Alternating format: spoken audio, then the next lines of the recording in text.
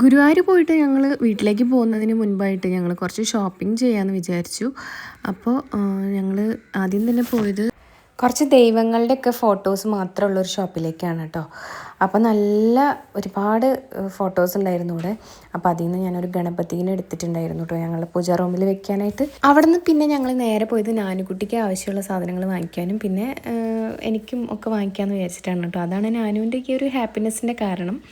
അങ്ങനെ അത് ഞങ്ങൾ പ്രിയങ്ക ഫാൻസിയിലാണ് പോയത്. ഒരുപാട് റീല് കണ്ടിട്ടാണ് കേട്ടോ ഞാൻ ഇവിടെ ഒന്ന് കയറിയത്. നല്ല അടിപൊളിയായിരുന്നു കേട്ടോ ഇവിടുത്തെ ഒരു എക്സ്പീരിയൻസ് എന്ന് പറയാൻ. എന്താണെന്ന് വെച്ചാൽ തിരക്കുണ്ടായിരുന്നു, നല്ല തിരക്കുണ്ടായിരുന്നു. അതുകൊണ്ട് നമുക്ക് ഒരുപാട് ഐറ്റംസ് നോക്കിയെടുക്കാനുള്ള ടൈമും ഉണ്ടായിരുന്നില്ല ഞങ്ങൾക്ക്. അതിൻ്റെ ഒരു പ്രശ്നം ഉണ്ടായിരുന്നു. ഇവിടെ പോകുമ്പോൾ നമ്മൾ തീർച്ചയായിട്ടും ടൈം നല്ല രീതിയിൽ എടുത്തിട്ട് വേണം പോകാനായിട്ട്. തിരക്ക് പിടിച്ച് പോയാൽ നമുക്ക് കാര്യമായിട്ടൊന്നും എടുക്കാൻ പറ്റില്ല. എന്നുവെച്ചാൽ ഒരുപാട് ഐറ്റം ഉണ്ട്, നമുക്കിതൊക്കെ നോക്കിയെടുക്കണമെങ്കിൽ ഒരു സമയം വേണം. എസ്പെഷ്യലി പറയുകയാണെങ്കിൽ നമുക്ക് കുപ്പിവളയുടെ ഒരു മഹാസാഗരം തന്നെയായിരുന്നു കേട്ടോ ഇവിടെ. അത്രയ്ക്കും കുപ്പിവളാസ് ഉണ്ട്.